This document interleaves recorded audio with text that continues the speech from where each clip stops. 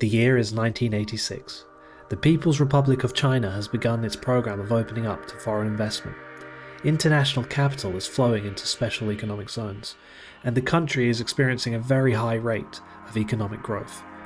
Throughout most of the previous period in China's history, that beginning with the Sino-Soviet split, China's aerospace forces were considered increasingly antiquated due to their reliance on Soviet-origin designs, such as the MiG-21-derived J-7.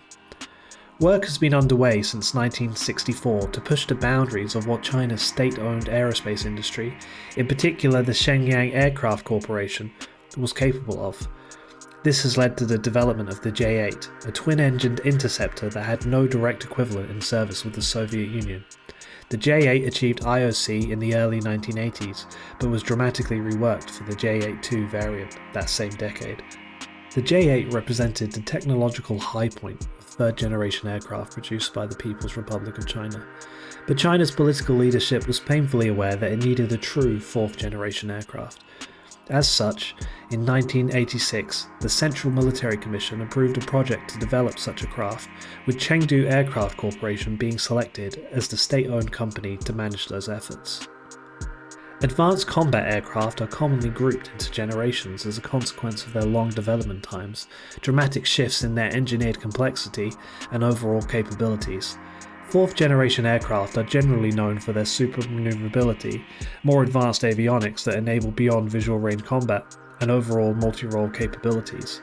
This meant that China's engineers faced multiple simultaneous domains that they had to master, in order for all these technologies to be synthesized together into a coherent final system. Each area of development had proved itself to be extremely difficult over the previous 2 decades. The People's Republic of China had struggled to produce indigenous radar systems capable of enabling beyond visual range engagements in their J-8 series of aircraft. The J-8 aircraft had also been required to utilize the WP-13 turbojet engine, as China's quest to produce a more capable turbofan engine, the WS-6, had ended in failure. Issues producing high-performance engines had plagued the People's Republic of China following the Sino-Soviet split.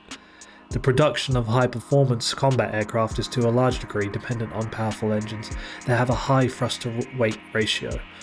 A thrust-to-weight ratio is a measure of how energetic an engine is relative to its mass. High-performance engines enable an aircraft to achieve higher speeds and conduct more aggressive aerodynamic maneuvers, where an aircraft with a weaker engine would otherwise stall. The chief designer of the J-10 program, Song Weikong, had an awareness of what it meant for a nation to be technologically inferior in the military domain. As a child, he witnessed Japanese attacks on Kunming City. None of the Chinese factions during the Second Sino-Japanese War possessed any significant aviation assets, although the Nationalist Air Force did conduct a single leaflet-dropping campaign utilizing US-made Martin B-10 bombers over the Japanese home islands. But this was a one-off event. Song Weikong is quoted in an interview with Chinese state media, recalling his experiences as a child during the conflict. At the time, he said, an alarm rang when the Chinese aircraft were defeated by the Japanese ones. The Chinese Air Force had no power to resist rivals, which proved an old saying, falling behind will make you take more blows. The lack of symmetric capabilities was brought home again during the Korean War, in which Song Weikong served. Despite fighting UN forces to a stalemate, PLA and North Korean casualties, due to near unrestricted Allied close air support, were significant. Development of the J-10 coincided with dramatic overall changes in China's economy, and the global economy overall. Song Weikong claims that at the start of the project, the manufacturing team did not even have access to a real computer, and were required to draw tens of thousands of design drawings on paper. It has been claimed that the development of the J-10 benefited from a transfer of technology originating with the Israeli Lavi aircraft, an abandoned attempt by the Israeli Air Force to develop its own indigenous multirole aircraft. Whatever the truth of these allegations, even the production of modern fourth-generation aircraft is a tremendous technological feat. This is emphasized by the degree of difficulty that China's engineers had in constructing the Su-27 locally under license, an aircraft for which the schematics, but not the engines or avionics, were provided by the Russian Federation in the 1990s. The J-10 represented a shift away from the production of aircraft with more precisely defined roles, such as air superiority or bomber, and towards the more modern system paradigm of multirole aircraft capable of conducting both air-to-air and air-to-ground engagements. This design philosophy is particularly visible when we look at the array of upgrades and armament configurations that the PLAAF has equipped the J-10 with over the years since its introduction. The J-10 initially contained 6 hardpoints on which weapons for air-to-air or air-to-ground engagements could be mounted. It did not contain an internal weapons bay, as is common in more modern, stealth-orientated aircraft. As such, the configuration of the aircraft would have had a significant effect on the aircraft's radar signature and overall capabilities, such as range. The original J-10, at the point at which it achieved initial operating capability, was primarily configured towards air-to-air engagements, but iterative upgrades have continually improved its capacity to be a true multi-role aircraft. China's state-owned aerospace companies and the wider leadership of the People's Republic of China have always been extremely ambitious in the stated aims of the nation's aerospace programs. Throughout the 1960s, 70s and 80s, this ambition often exceeded the technical capabilities of China's industries. China's success in the J-10 program also fell victim to this, with the intended indigenous turbofan engine, the WS-10, being unsuitable for use during the later stages of the J-10's initial development in the 1990s. When the J-10 took to the skies on the 23rd of March 1998, it was a tremendous achievement that few nations had accomplished at that point in history. Unfortunately for the PRC, the aircraft took to the skies using Russian-made AL-31F turbofan engine. Despite the unusually long development time of the J-10 compared to competitor nations, such developments, even the engine issues, have to be seen in the context of the systematic upgrading of China's indigenous aerospace industries and China's comparative latecomer position. Since the J-10 achieved initial operating capability in 2006, the PRC has produced many variants of the aircraft, incrementally improving avionics, the materials used, its armaments, ultimately leading to the integration of the Chinese WS-10B engine in the J-10C. The Chinese-made WS-10B engine is thought to be superior to the Russian-made AL-31FN engine on account of its superior thrust-to-weight ratio and greater fuel efficiency. This improved engine performance also enables the J-10C to make use of 11 hardpoints to which armaments, support modules or fuel tanks can be attached, dramatically improving the combat power of the aircraft. The gap between the original J-10 and the J-10C is substantial, with the latter aircraft being described as a 4.5 generation aircraft, in part due to the integration of an AESA radar.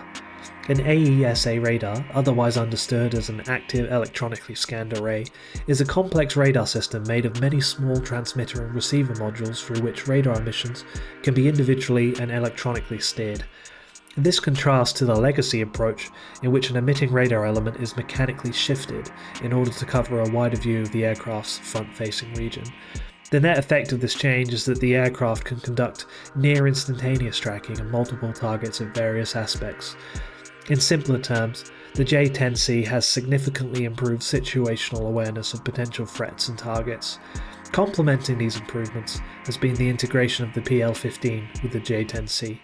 The PL-15 is a beyond visual range air-to-air missile intended to counter the US-made AIM-120D AMRAAM and is thought to outrange the missile based on currently known specifications in the public domain.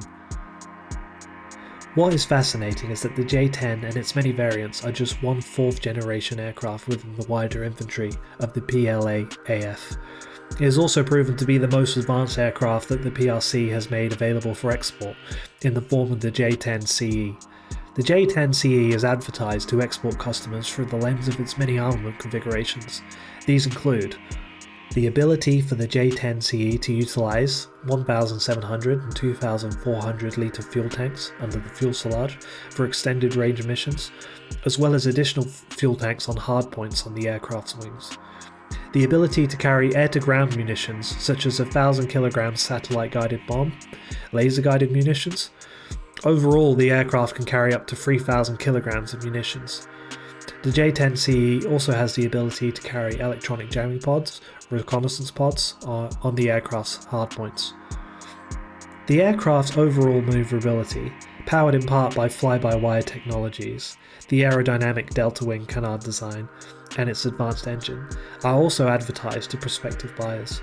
Even in the era of fifth-generation stealth aircraft, there are situations in which semi-stealthy aircraft such as the J-10 CE will maintain their relevance, due to their ability to be highly manoeuvrable and carry large quantities of munitions. It is for this reason that the J-10C remains in production for use with the PLA-AF. In terms of air-to-air combat, the J-10C remains capable of conducting air superiority beyond visual range combat, within visual range combat, offensive counter-air, and defensive counter-air missions. In terms of ground attack missions, the J-10C remains capable of conducting precision strikes on key ground targets, participating in the suppression and destruction of enemy air defences, close air support missions, among other tasks.